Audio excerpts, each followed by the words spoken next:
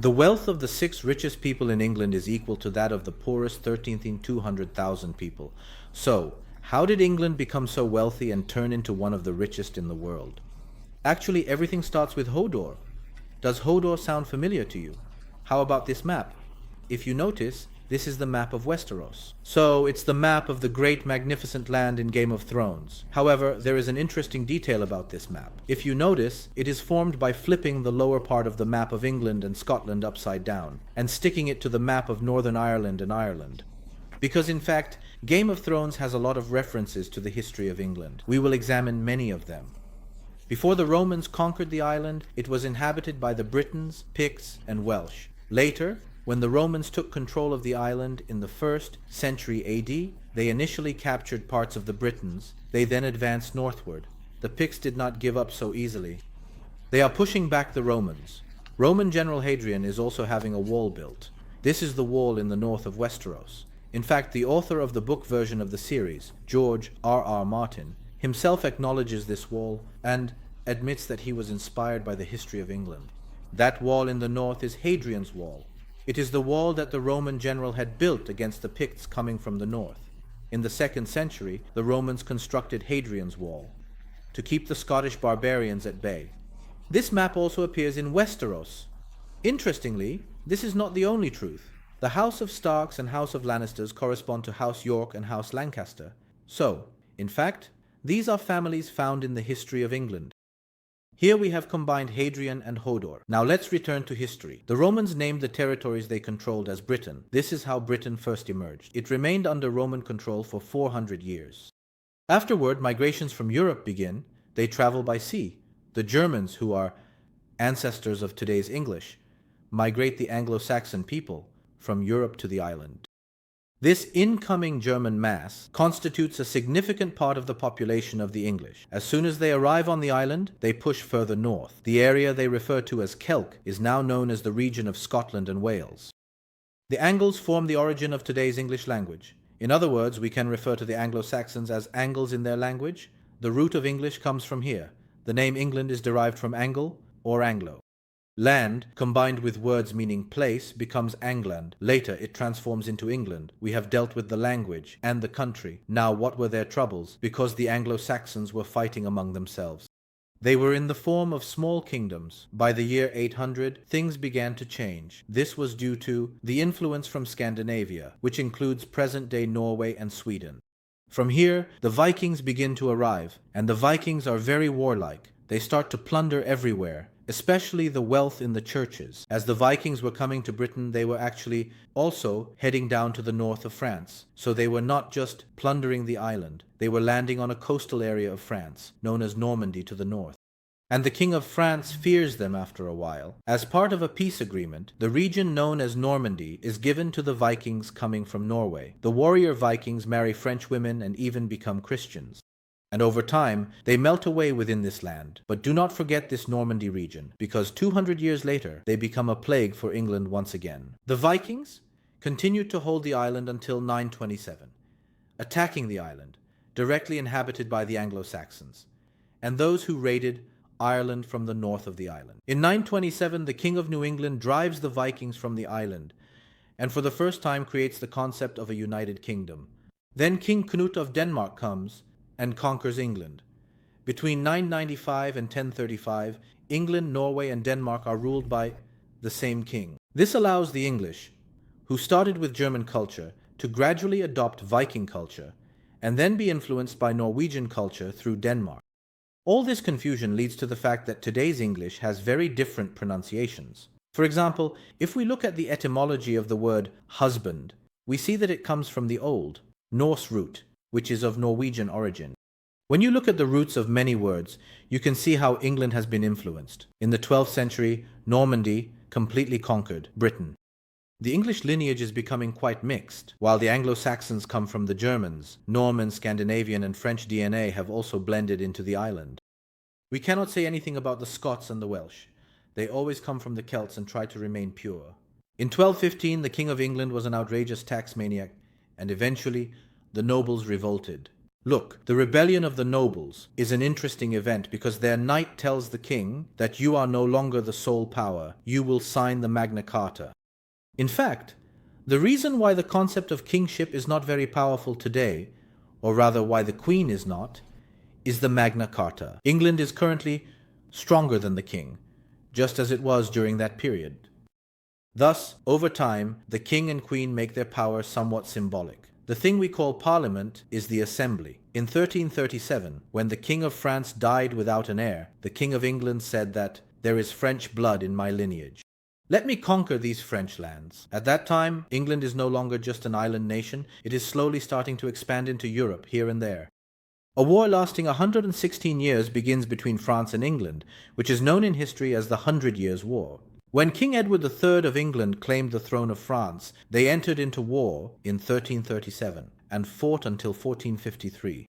Don't worry, the fact that it ended in 1453 is not a coincidence, but we can talk about that in another video. Moreover, it is said that the character Brienne of Tarth we see in the series is also inspired by Beelzebub, and a young female knight named Jeanne d'Arc who died at a young age, but these are of course just rumors. When these wars ended in 1453, things did not come to a close so easily, because in 1485 the Tudor dynasty begins. Henry VIII ascends to the throne. As king, Henry VIII possesses a unifying power and loves innovations. First, he separates the church from Rome. He initiates his own religion, or rather, his own interpretation of the church.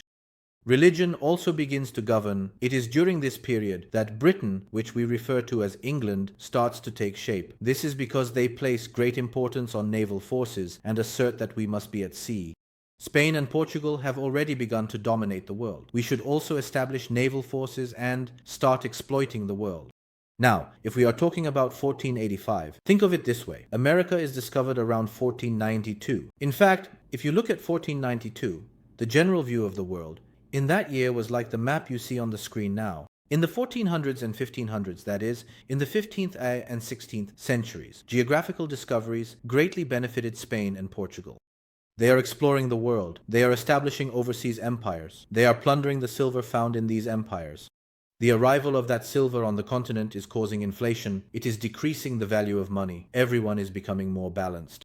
They come to the Ottoman Empire, exchange silver for gold. This is because the Ottomans still considered silver to be something valuable. But while England, France, and the Netherlands are exploiting America and Asia, the Ottoman Empire is not taking many steps in this regard, Ottoman colonialism. It is not a society that accepts. Looking at this period, Spain had already settled in America, Portugal had established trade from Africa to the coasts of Brazil and China, setting up ports. France settled in the areas around the St. Lawrence River under the name New France. Then they moved to Africa. Now, when we mention Elizabeth Finn, the waters come to a standstill. Elizabeth is a greedy person. All the Elizabeths are greedy like that. Elizabeth, I sees that Spain, Portugal, and others are doing well in the world through colonization. He says, let's attack their ships. First, they attack the ships carrying slaves, but they can't do anything. Then he says, there are ships coming from this new world, America, bringing silver, fur, and so on. Can we seize these? He is engaging in piracy legally. Legal in his view, piracy in the eyes of the world. In fact, a thief is stealing from another thief. The Spaniards go and steal from the indigenous people in America. The English also steal from the Spaniards and the Portuguese. Of course, it doesn't go that easily. After a while, the Spaniards and the Portuguese, we are talking about two of the superpowers of that era, two countries that are a single society. They say enough, and the war begins. This is how the reign of King James I comes to an end. He is not a very peaceful person. King James I is succeeded by James I, who later facilitates the establishment of a colony in America, naming the first settlement Jamestown, an important figure. James is a smart person, a unifying king. He starts by addressing the issues on the island. It unites Scotland and England, then it goes to Spain and says, let's not fight. I have no interest in your property. You say let's be brothers. We can steal from America ourselves. Sorry, but Elizabeth has gone crazy. Mending relations with Spain. He ascends to the throne in 1603. Issues with Spain and others resolved. We will sign the London Agreement and look forward to the upcoming matches here. We will actually discuss the colonization of James I. But while James was about to head to America, Elizabeth was not someone to be underestimated. Yes, Perhaps he did not head towards America to become too sheep-like in the New World, but he took very clever steps towards the East Indies. He is establishing the East India Company. The East India Company is exploiting everything it can in the lands of India. India was very famous for its spices during that time. You are supplying opium, and also a certain amount of textile products from India, such as cotton, etc. Raw materials. England will build upon this wealth. At that time, the East India Company was established in the 1600s, and in 1602, the Dutch, let's say. In 1602, the East India Company was established, and the Netherlands began to colonize India and extend its reach to the Far East. Thus, the English are exploiting the East, India, and the Far East, while the Dutch are also exploiting. The English are a bit more savage. They are turning the Indian people into an army. They say to give you money. They are forming an army from soldiers called sepoys. Later, these sepoys will even fight against the Ottomans. They will fight against us. But they are used in the foreground, like infantry, just to be disposable. This is a tremendous event established by Queen Elizabeth, the East India Company, because England is initiating the trade moment that makes Britain what it is, and allows it to exploit the whole world. At one point, they will even become independent on their own, but Elizabeth keeps a tight grip on them. Fortunately, Elizabeth will have established the East India Company for England on behalf of Britain, because the 13 colonies of the English in America will be of no use. The English will not be able to hold on to the American continent over time. Between 1600 and 1650, the East India Company, which was a colonial company for the Far East and India, struggled to establish itself. Because there are the Dutch, the Spaniards, the Portuguese, and so on, the French in the region. Wherever they try to exploit a place, they immediately take control. But after 1650, the situation changes. This time, the English navy becomes stronger, because at that time, both Spain and France are engaged in various wars and internal conflicts on their own continents, in their own mainland. The Portuguese are planting sugar in Brazil, where you can currently speak Portuguese. This is called a plantation. They exploit the sugar substance from this sugar cultivation. After a while, the English say, let's plant sugar in all our colonies. Sugar cultivation is not a very healthy substance, so it's not an easy thing for the workers. They are not exploiting sugar from here, from India. There is also opium, which I will later tell you about the opium wars in China. They are acquiring both opium and valuable items like black pepper as well as textiles. After a while, they cannot come to an agreement with the Dutch, and eventually they sit down at the table with the Netherlands and say that they should no longer fight. You get the spices from India as Holland, and I'll take the textile products, cotton and other stuff from here. The Dutch say it's good because at that time spices were very expensive, but within 10-15 years, dressing the world in textile products and various types of clothing becomes more valuable than spices. This is why England is heading towards victory by a wide margin in maritime trade and colonization. In 1660, King Charles established the Royal African Company. And this will continue until the mid-1800s, because slavery is banned around 1833. They don't take it very seriously at first, though. Therefore, for 200 years, they sell whatever they find from Africa, filling the ships in such a way that, even if some die on the way, nothing goes to waste. I had shown you in a video before, they are stacking black citizens, like slaves, horizontally and vertically, like lumber. And most of them pay on the way. Many are sleeping while standing. Most are relieving themselves while standing at work. Therefore, when they reach the shore, they exploit the world in an incredibly brutal manner, regardless of how long they stay. In 1688, when the Netherlands and England reached an agreement, France and Spain woke up and said, "You have made an agreement among yourselves, but we are also exploiting that territory. Sorry." This time, they declared war on them. In these wars, England emerges victorious in the 1700s, seizing some Portuguese, Spanish, and French ports, while also wanting to avoid too much interference in the fighting. When we look a bit towards the Ottoman Empire in the 1700s, it was not an empire that had a significant presence overseas. In the European continent, Venice, Italy, perhaps in the Mediterranean, yes, but you don't see the power of the Ottomans very much on the other side of the ocean. In that void, the British Empire prevails, and the Queen's word is law. In 1700, the King of Spain dies. After the death of the King of Spain, the possibility of a union between France and Spain arises, as there is no heir to take his place. They say, let's govern together. This does not suit England, because if France and Spain unite, they will become a great power. They are already at war. This immediately goes to the awake Holy Roman Empire. It says, let's all dive into this together so they don't unite. When Portugal and the Netherlands get involved, they start in 1701. They fight for 13 years until 1714. This war prevents the unification of Spain and France. If the two had united, the map of Europe would have looked very different from what we know. This event was incredibly significant for European history. These succession wars are known as the War of the Spanish Succession.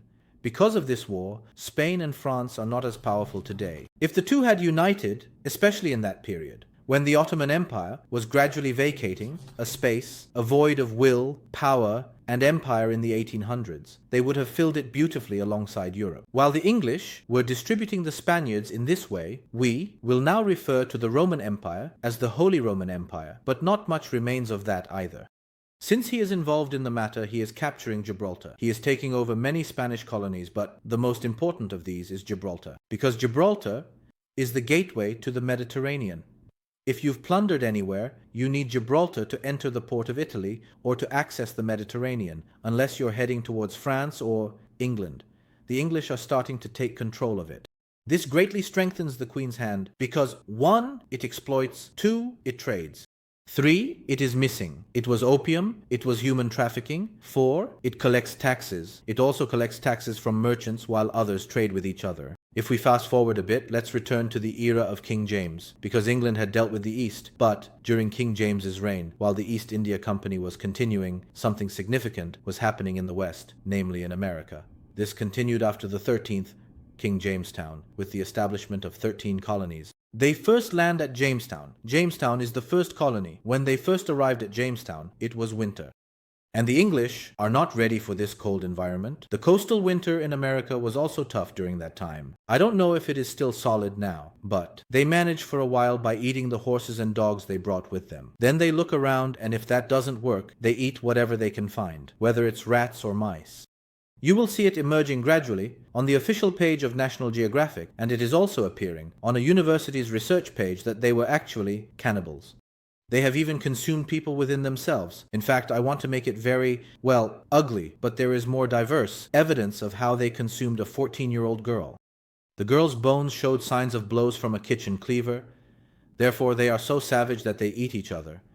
However, over the years, the names of these states that we still hear today, such as Carolina, South Carolina, Connecticut, and Georgia, transformed into 13 colonies. From these 13 colonies, England was collecting enormous taxes from Britain at that time. Eventually, the colonies became fed up. They rebelled, saying, "You are on the other side of the world and you keep asking us for taxes." This rebellion led to England losing control over the United States, which were the colonies at that time. And that rebellion was the unification of the 13 colonies to establish America. I will tell you about this in the history of America. This is how America was founded. And on July 4th, 1776, they signed the Declaration of Independence. July 4th is therefore America's Independence Day, in terms similar to our concept. And America is breaking away from England. They are undergoing a restructuring within themselves. You see George Washington and Thomas Jefferson involved in this event. We can already see them on American currency because they were the founders. England, of course, doesn't let go easily and declares war, but the Spaniards, French, and Dutch support America in terms of power. They are already on the continent as well.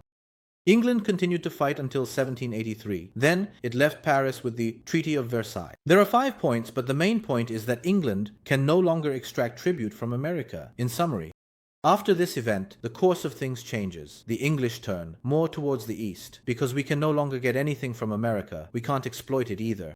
Let's go east. At the time, they abandoned the 13 colonies from this continent. The outline of the continent was actually as you see on the screen now. The yellow areas are the Spaniards. The pink ones in the middle are the French, but there are also the poor Native Americans who were massacred there. So, while they are exploiting the continent, they are already destroying the Native Americans. One way or another, England is emerging from the Americas. Some historians say that the emergence of Britain from America marks the end of the First British Empire.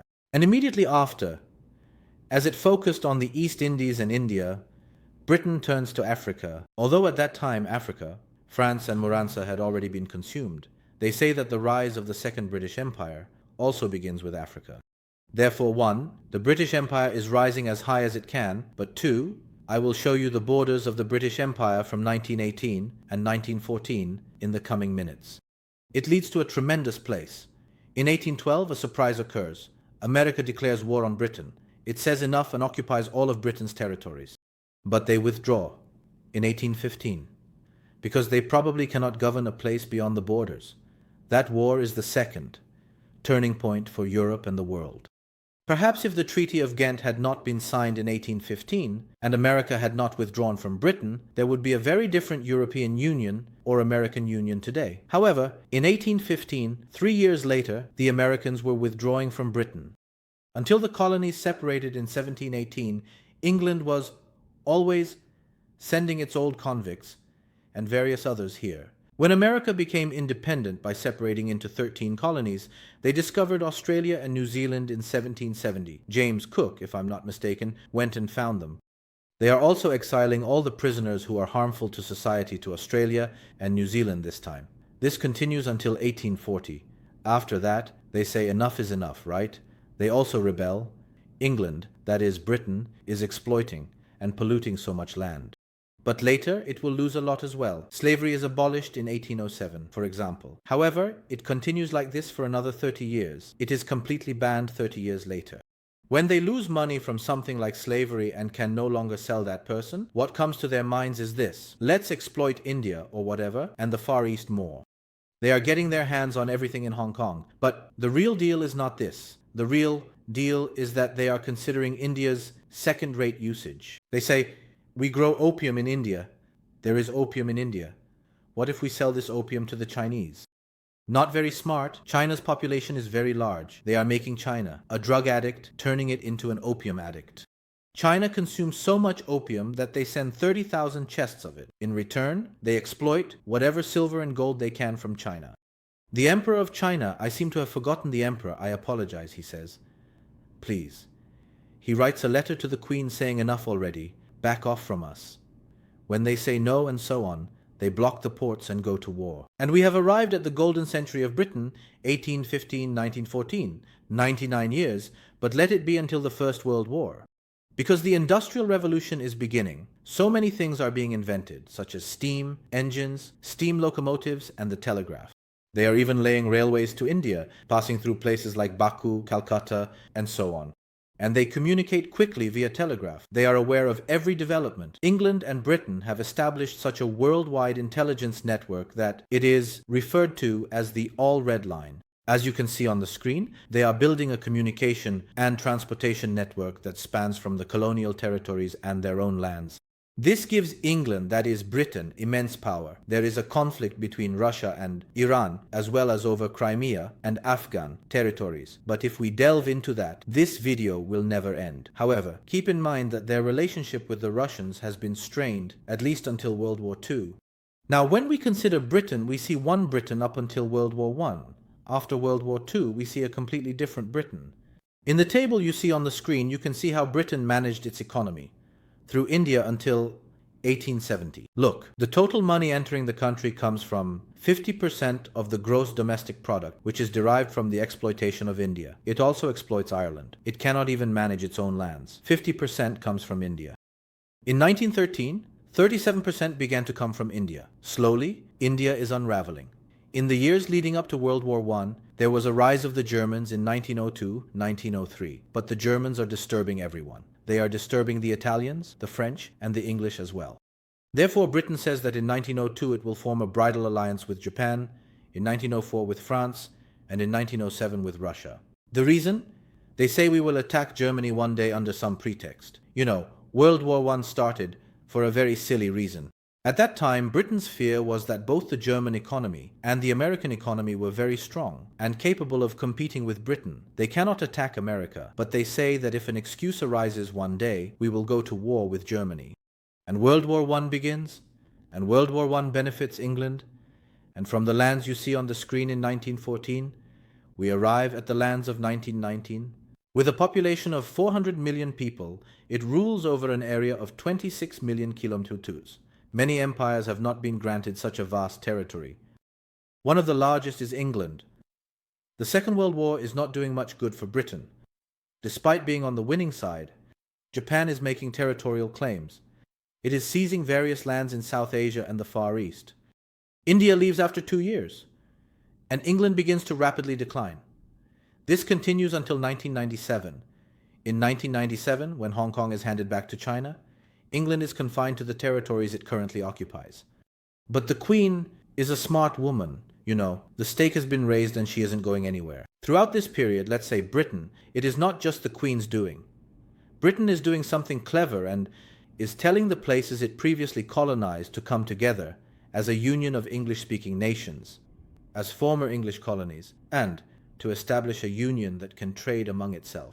Thus, it positions itself somewhere in the world again. So how did it become so successful? One reason is that it was an island nation. So, various sectarian conflicts in Europe and conflicts over religion did not have much impact on England. It was an island nation, but it also had a metro system that consisted largely of rivers. Transportation within the country was very easy through the arteries. It was very easy for three to reach the world as a colony in terms of maritime.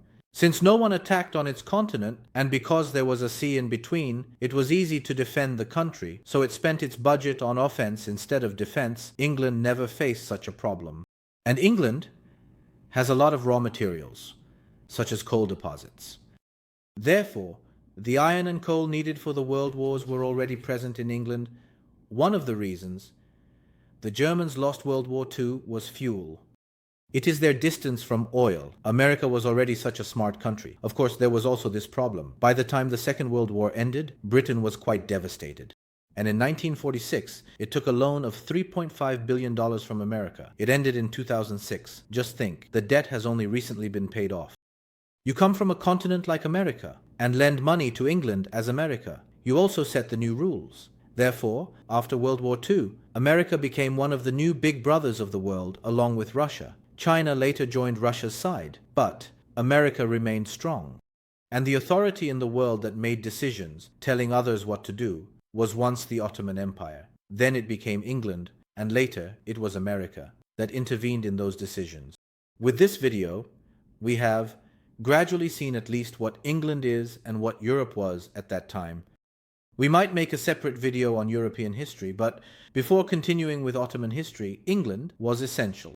Now we have made a joint video from two series, how it became rich, exploited, stole, and took. They say it's worth $1 trillion just for stealing from India. We've moved past that. We're also surpassing their silver in America. On the other hand, in the next video of the World History series, we've filmed this video. I am Haluk Tatar. See you in the next video.